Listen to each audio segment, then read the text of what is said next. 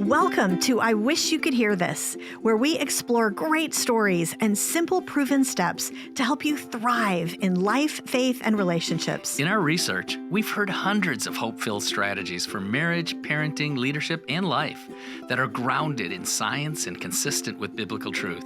And now you can hear them too. I'm Shaunti Feldhahn. And I'm Jeff Feldhahn. Many married couples have a disconnect around the topic of sex. In our research study, one of the most simple but important areas of pain is where one person wants more intimacy than the other. We usually assume it's because one person just has a lower libido, but very often something else is going on, something most of us have no idea about, but that every married couple needs to know.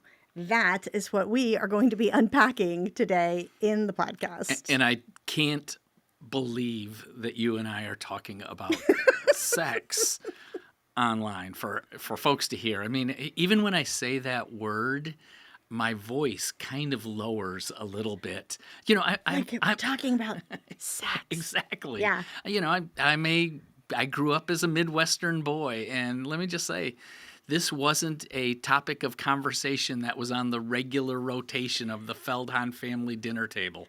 It just wasn't. Well, and even if it is in your family and you're more comfortable, just know that this conversation we're going to have today is probably a little more PG, so little ears.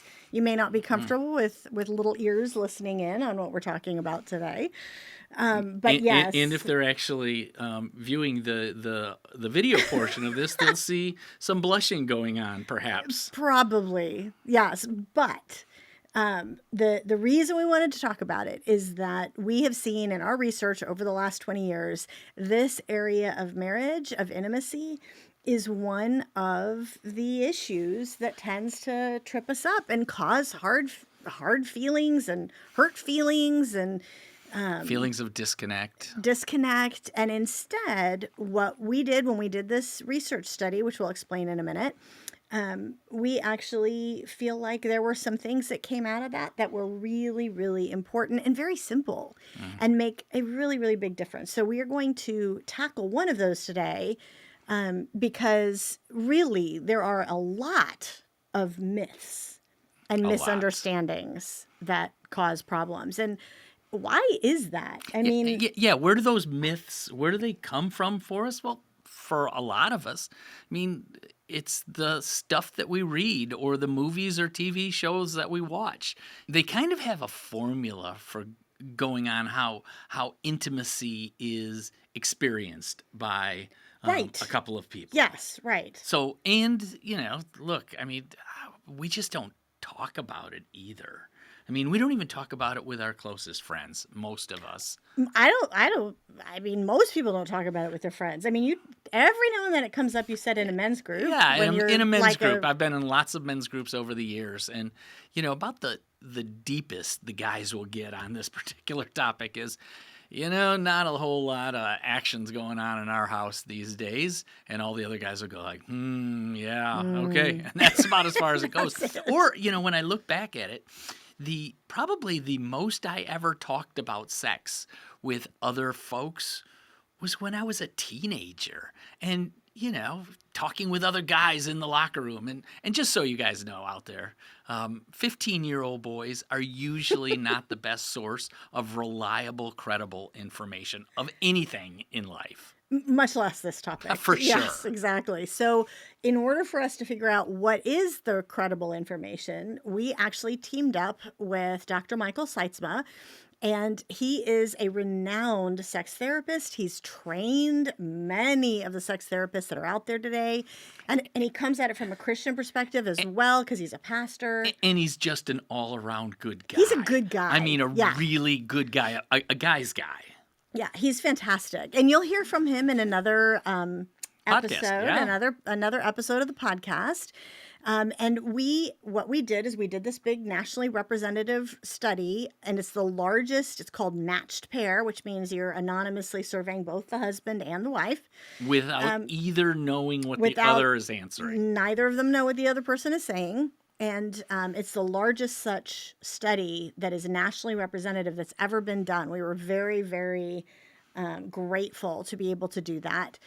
And so that's what we're going to be bringing quite frankly, to you. Grateful that we had a large donor that came Oh, and stood alongside us, yes. because this We would not have been research- able no, of to course afford not. It it. was very expensive, and this large donor said this is so important For for marriages. marriages and for people to know. Yeah, it's true. And so it became this book, which if you're watching on video, you can see me holding up Secrets of Sex and Marriage. I'll put that in the show notes. Pretty green cover. It is a nice cover. It's sort of blue green. Anyway, it's harkens back to kind of a set of one on that we did on money and one that we did on sex, because those are the two big issues. And what I really liked about the cover was that it didn't have a couple looking longingly into each other's eyes, or of a four-poster bed with right, whatever the romantic, it is. All of those things. whatever. So, that's so not a guy thing. Not a guy not thing. a guy thing at all. All right. Well, let's dive in, but let's start with talking about the topic with a couple of caveats. Mm-hmm. We have to make a couple caveats. So we're going to be talking about one of these myths and kind of debunking it and explaining what's actually going on. But we're also going to be making generalizations, right? There's always exceptions to this. And that's one of the reasons we did the survey. So if 75% of people said a particular way, obviously 25% didn't. And so the key is to use this to get you started. The second caveat that's actually really important is that this is going to apply to the vast majority of marriages, but not all, right? Because even if a marriage has difficulties, most people have goodwill towards one another. But there are, unfortunately, a small percentage of marriages where there's actual abuse, there's power, there's coercion, there's control. And those kinds of abusive situations, maybe some of the emotional issues are the same under the surface, but it is applied completely differently. So if that is something you suspect is an issue in your marriage, please get help instead. And in general, you can actually find a lot of good information and a lot of good referral resources on the website that we set up for this, which is secretsofsexandmarriage.com. And so we'll put that in the show notes as well, secretsofsexandmarriage.com. Okay. All that said, yeah, why don't we tackle something that impacts the vast majority of most marriages, right? Yes. Exactly. Like we said, this is most marriages. Okay, so here is the most common disconnect, and it's the simple pain of one person wanting more intimacy than the other. What we found is that was 79% of couples. 21% of couples kind of wanted the same amount, but most people have a bit of a disconnect in this area. And the big myth, one of the big myths that we've identified, is that when we are connecting less often than one person wants, there's one reason why. This is what we think. This is in our minds. There's just one reason why. And that's that someone just has a lower libido than the other one. And what this does as a result of this idea is it puts lots of different pressures, and especially pressure on the lower desire person. Yeah. And the truth is, when we get outside the myth, there could be lots of different reasons why this is happening.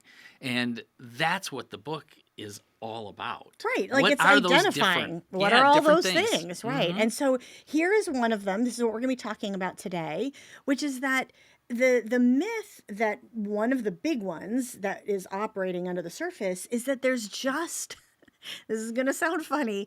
There's just one way that sort of sex and desire works, right? Like you see this in every movie that shows any kind of a sexual approach or a sex scene of some kind at all. And it's usually that the guy and the girl, they like look at each other and there's a spark, right? There's hunger.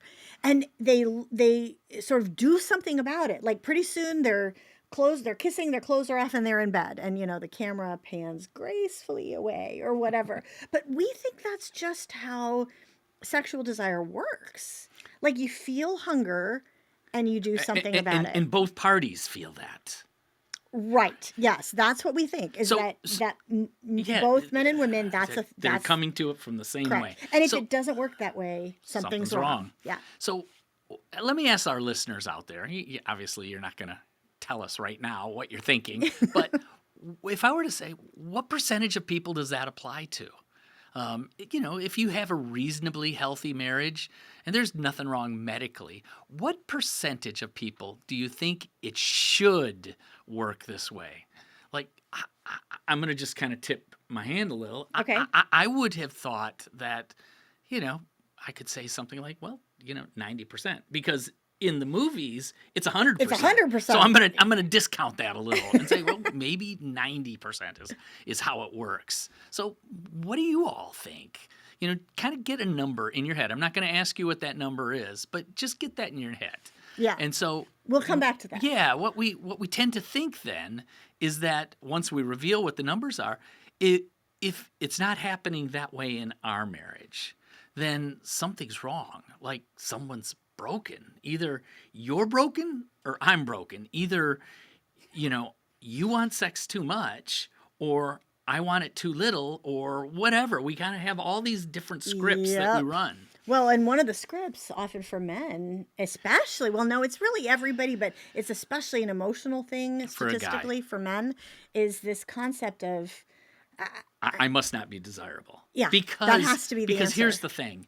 For us guys, if our wife, and this is a whole different podcast, but if our wife shows us a little bit of flesh, the desire hits. And that's, yeah. And we think if you're not feeling the exact same way toward us, then something's wrong. Yeah, exactly. Well, you told me, I hope you're okay that I'm going to say this on the podcast. You told me, oh gosh, when we first started the research for women only and for men only, and we were going, the whole time we were like, are you kidding? Are you serious? Like it was all this, what? Like you didn't know that, or I didn't know that.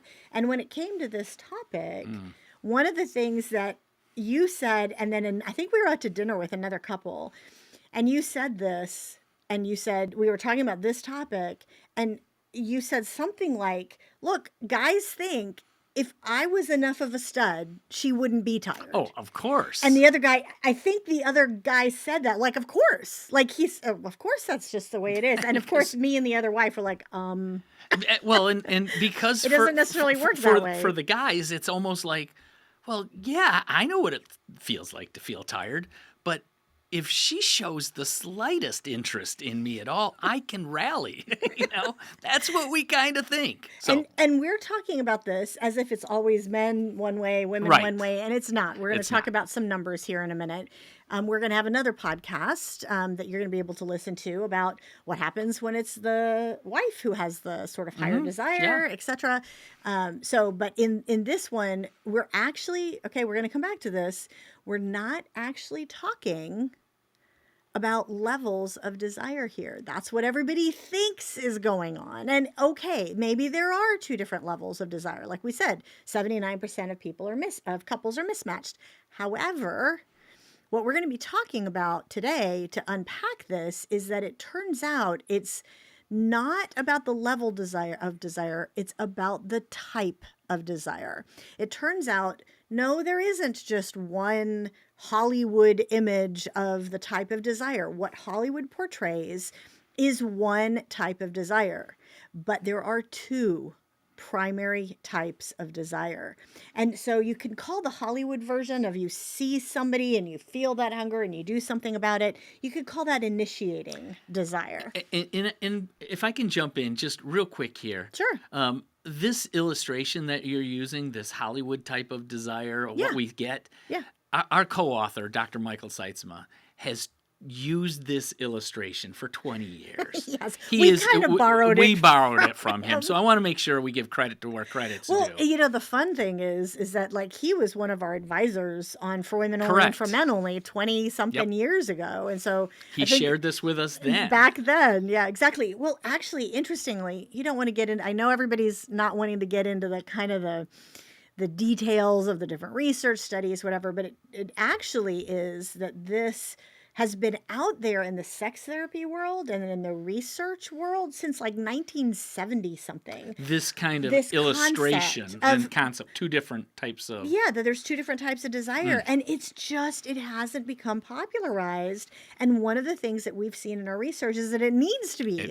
People need to understand it because it helps solve this problem. Okay, so back to it, because everybody's like, okay, initiating desire, the Hollywood type of desire, it's like you have a desire to pursue sex and you are ready at a moment's notice and you maybe think about it a lot. Now, guess... A lot. Guess who tends to have initiating desire? I think in one of the books we called it assertive desire, but it's like the same idea. And it tends to be more likely to be men. Now, it's not only, right? I think it was something like 16% of women. I have to look that up, but some number like that of women women had initiating desire. I think it was almost as high as 24%. No, that was the level of higher where the wife had the higher See, this desire. Complicated stuff. Keep going. It is a little bit complicated. So, because again, the level of desire is not necessarily related to whether you have that type of desire, of initiating desire. Okay, so that's initiating desire. But there's a second type of desire, and you could call it receptive desire. Now, the person with receptive desire is just as willing, right? But doesn't feel usually the feeling of desire and doesn't necessarily have the desire to pursue intimacy, doesn't think about it all the time, isn't ready at a moment's notice. And in fact, one of the things that we realized in the middle of working on this research study with Dr. Michael Seitzma is the recognition that actually for people with receptive desire, which tend to be more likely to be women, 73% of women have receptive desire. The key there is that the physiology of these two types of desires actually work in the reverse order. So the person with receptive desire does not usually feel that kind of subjective sense of hunger. And instead, they decide to get engaged with their spouse in that way, knowing that it'll be good. Like, this is not like, oh, okay, fine. Most of the time they're deciding to get engaged.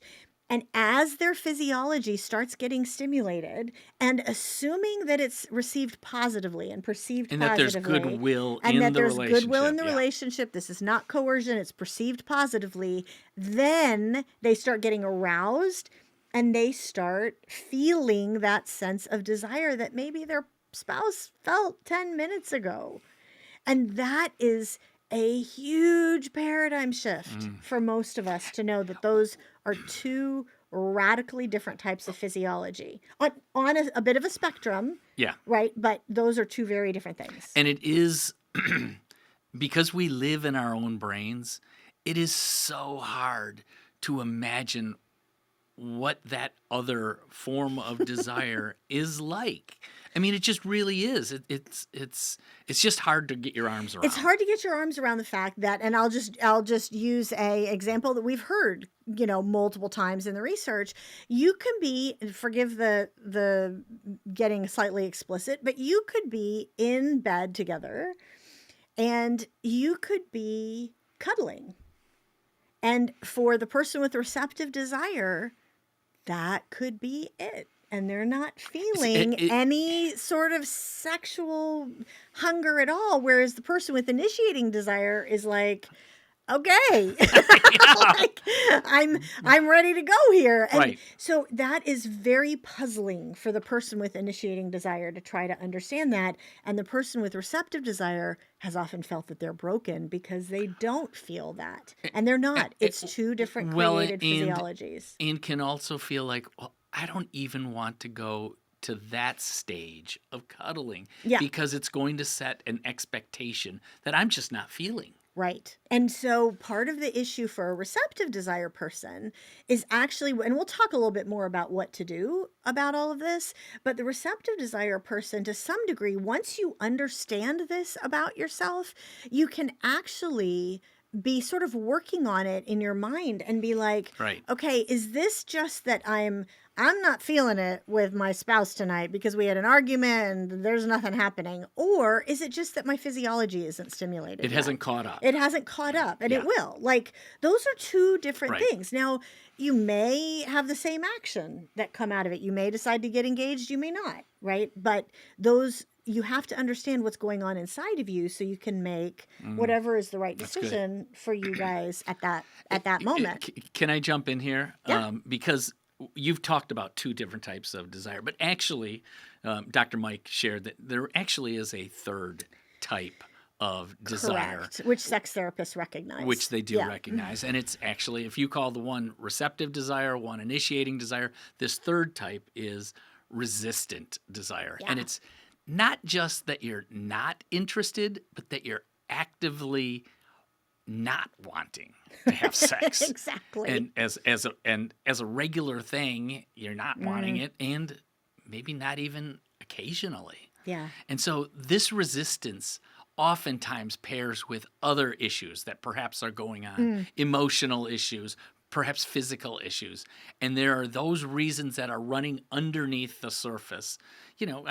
Past trauma. Or maybe sexual pain. Right. Right? Like, that's a big one. Yeah, the study, research showed that, what was it? The numbers. Over 30%. Yeah, it was something like 31% of women have sexual pain every third time, at least, or more, that they have intercourse. I mean, it's just, wow. it's so here's important. here's a little bit of a word picture that maybe will help our listeners as far as what we, kind of mean by these different desire types. Yeah. So think of it this way. Think of a car, and you've got the car, and the car is turned on.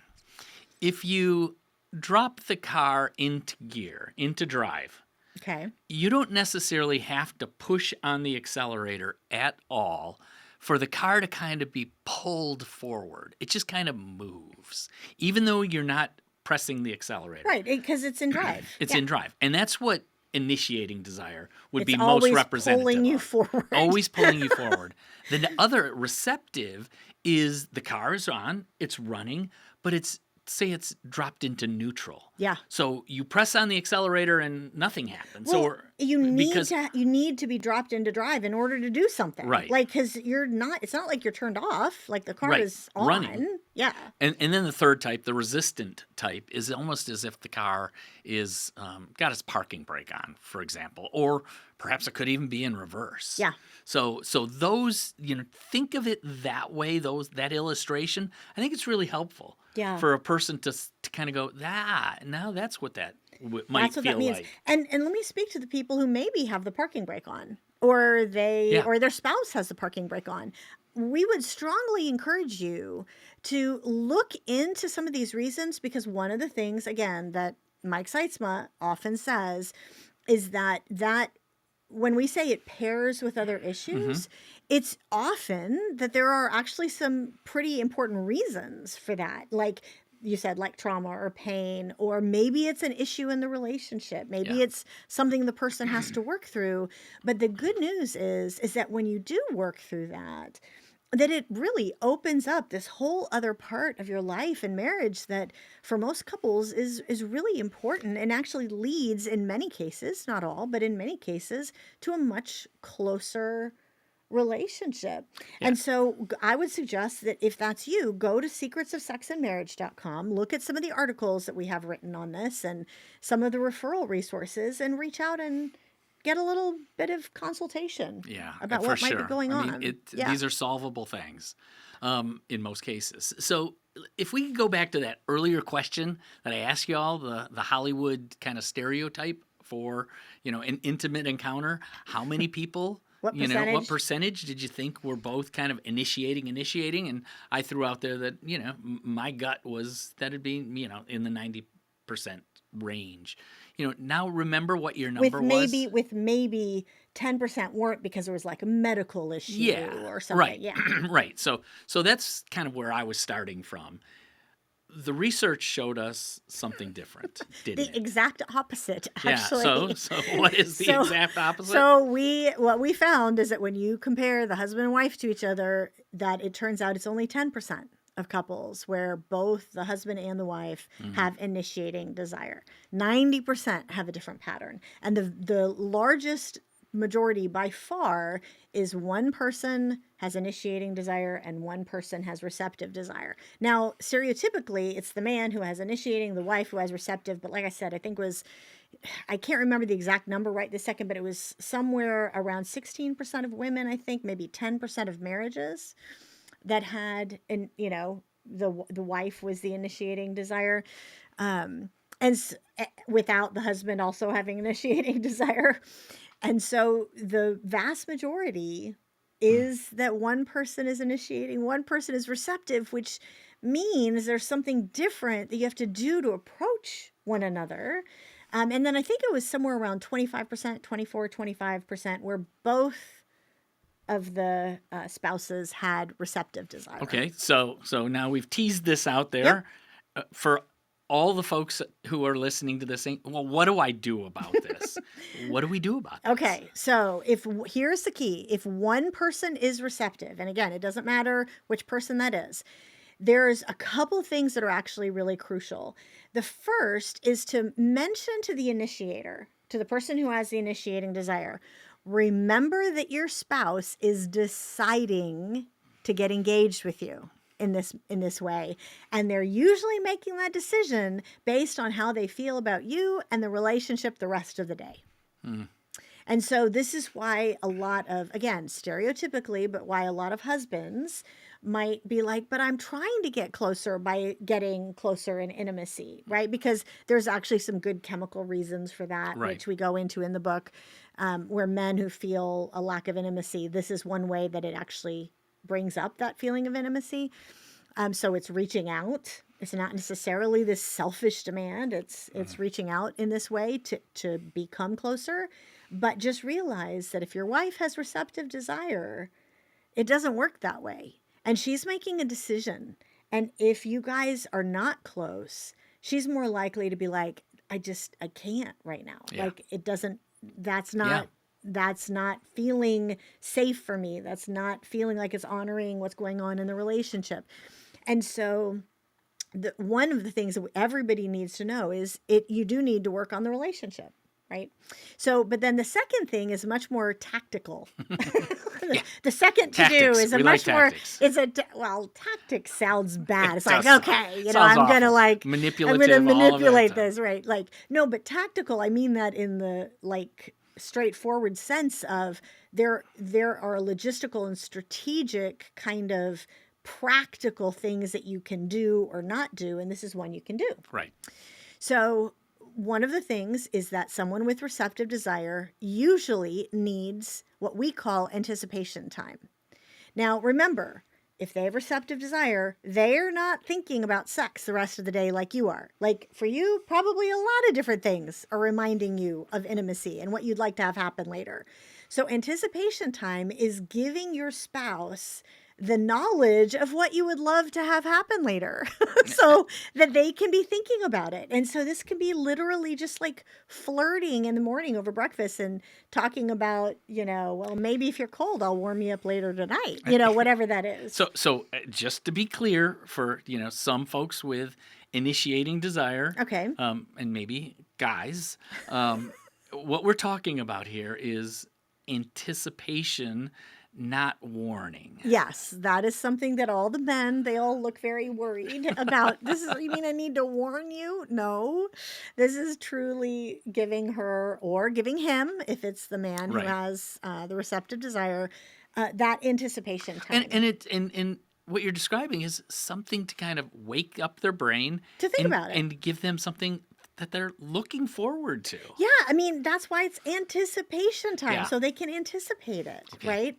As opposed to if you're receptive desire, you've been chasing kids around all day, you've been working all day, whatever the thing that you've been doing all day is, you may be looking at your pillow and bedtime as this like, oh, thank God, I can just, let all of my, hair down. I can let my sympathetic nervous system calm down and be just, okay, I've been looking forward to finishing that book, because you're not thinking about it. And so this gets you thinking about it. So, okay, so that's the Initiating, receptive. If one is initiating. So then the obvious pairing again that we need to talk about is, what if both are receptive desired? I mean, you got a receptive and a receptive. Do they just kind of sit there and look at each other? Neither takes the first step. That's the risk. That's the risk. We actually have talked to some people who that's their pairing, and they're like, yeah, the issue is that neither of us is initiating, and so we're not connecting as much as we know that we want to. And yet in the study we found that the intimacy and frequency of it does impact sometimes the happiness, satisfaction levels in the marriage. Does. So it's such an important component that you need to figure this out. And so here's what's one good way that they can figure it out. So one of the ways is to schedule sex. It doesn't sound particularly romantic, Shaunti. I know, and other people think it's not, and then you actually try it, and man, some of the comments that we heard from the people in the research were hilarious. And every now and then when I go to speak at women's events, like I was just speaking at a women's event on this topic actually last week, and a couple of the women are like, so we decided to schedule it so it's every Thursday night for us, and we can look forward to it, and our kids know not to bother us. And I'm like, okay, that's probably TMI. But the kids. Goodness. But one of the things that they said is that this radically changed their relationship because they had that to look forward to. They knew that was going to be their time to connect. I can't remember. I think, the kids had volleyball or something. I can't remember what the thing was. But they knew no matter what, they had at least one time a week that they could look forward to. And I got to tell you, I mean, in order to come to that scheduling component, you have to talk about it. Yes. Which right there, getting over that line is a big win for the couple. It's a really important win, because also whether you talk about this topic in your marriage is actually very correlated to whether or not you have a happy marriage. And so that's our encouragement for you. And by the way, that the to-do, again, for the folks where one person in the relationship may be resistant desire, which is I think 3 or 4% of couples, go and get help, get some education, get some consultation to try to figure out what are some of the things that are going on under the surface, because this is not an area of your marriage you just want to stumble over for the rest of your life. For sure. Yeah. So and of course there are issues, there are medical issues, God has grace, there are things that you can do, which we will be talking about with Dr. Mike in a different episode, but that's our encouragement to you. So in all of our episodes, we always want to leave people with, what's the one big takeaway? What's the thing that they can do if they just focus on kind of one aspect of what we've shared? What would it be? So I think the most important takeaway for this is that often to remember that disconnect in the bedroom is not about different levels of desire. In other words, one person has a lower sex drive than the other. That may be part of the issue, but often what's going on is not levels of desire, but types of desire, and two primary types of desire. So figure out your pattern in your marriage. Are you both initiating? You're probably a little more, connected in that way. If one of you is initiating and one of you is receptive, talk about what that means and what the action steps need to be. If you're both receptive, talk about what those action steps need to be, and take action based on your pattern in your marriage. Thanks for listening to I Wish You Could Hear This. Remember to subscribe to our podcast, and as always, forward today's audio or video link to a friend, counselor, or pastor who would be encouraged.